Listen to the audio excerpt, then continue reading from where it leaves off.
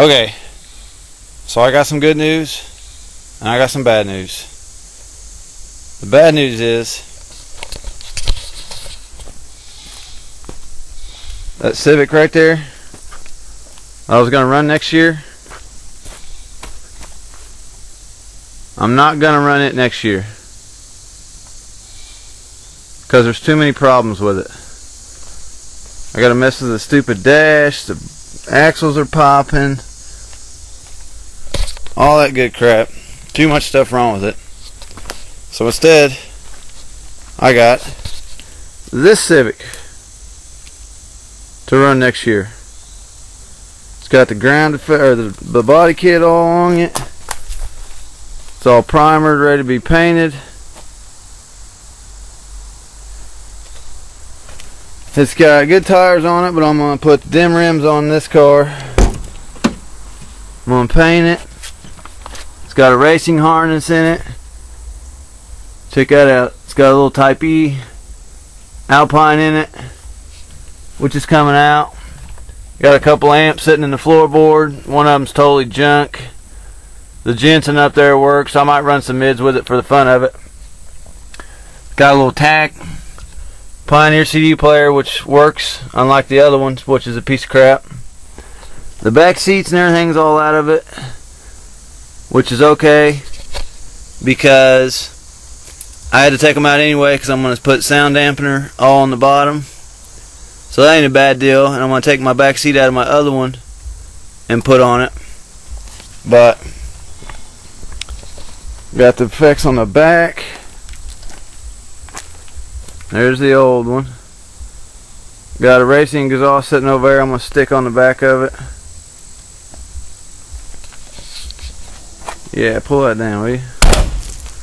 Got a little spoiler. Looks pretty sweet. Paid the same price for it that I paid for the other one, $500. So I'm going to try to piece the... It's got the clutch is kind of messed up in it. It's got a stage 1 racing clutch in it, is what the guy said. It kind of pops out of gear like when you let off the clutch and let it idle down. I've only seen it do it in second. I drove it here, ran like sweet. The idle's not all messed up like the other one. The motor seems real good. He says it's got 300,000 miles on it, but you know what? It's a Honda, so I'm not too worried about it. And he runs synthetic oil in it, so that's kind of a plus. But I got to put a new valve cover on it. But yeah. Doing a Civic swap. So now you're going to be seeing more of this guy that I'm going to be getting ready. So now you know. I had to show you before I start working on everything, start taking everything apart, which I started to do. I started to take the subwoofer out, but the subwoofer, the amp, and the CD player are all mounted like, well, the amp and the subwoofer are all mounted to the frame because somebody tried to rob him, so he like put like one-way screws in it and like mounted it to the frame. So I'm gonna have to cut the subwoofer out. It sounds like crap, or I'd show you what it sounds like, but I don't even really want to do it. And he's got the amp hooked up all funky. He's got a speaker wire running for the ground. Yeah, you heard it right, a speaker wire running for the ground. So I gotta do some rewiring, take some stuff out, swap some parts, but yeah, looking pretty sweet. This right here is what you do when you don't want nobody stealing your shit. This dude had that sucker screwed and bolted. He really liked that Alpine Type E right there. It's not a bad subwoofer. Old Alpine. That's kind of blurry. But damn, man. Now I gotta take them bolts out of the frame. Yeah, I had to cut that out, the corner off, with my skill saw, and then stick a crowbar in there and pry the top off. Yeah, now I gotta take that out of the frame. Subwoofer sound like crap, anyway. So yeah, if you don't want your shit stolen, put it in like this, right to the frame of the car. Ain't nobody stealing it unless they come with the freaking power tools. No speaker box anymore. Took it out and put it over here. Now I have holes going through that I have to put some filler in. I'm gonna have I'm probably not gonna buy Dynamat, but I'm gonna put sound dampening over it anyway, but I don't want no water splashing up on it. It's all ready to be sound dampened for me. Problem is I don't have any of the pieces to put back on it, but I have them in that car. I have to switch the spots of my racing harnesses for my Swifty seat belt, but now I'm gonna take out this crazy amp. Oh man, you guys gotta see this. This right here is some crazy shit. This Jensen amp's what he had running on that. It works. I might try it for some highs, but look. That right there is his ground. That's 2 leads of speaker wires leading right here, up here, to a little bolt. 2 speaker wires.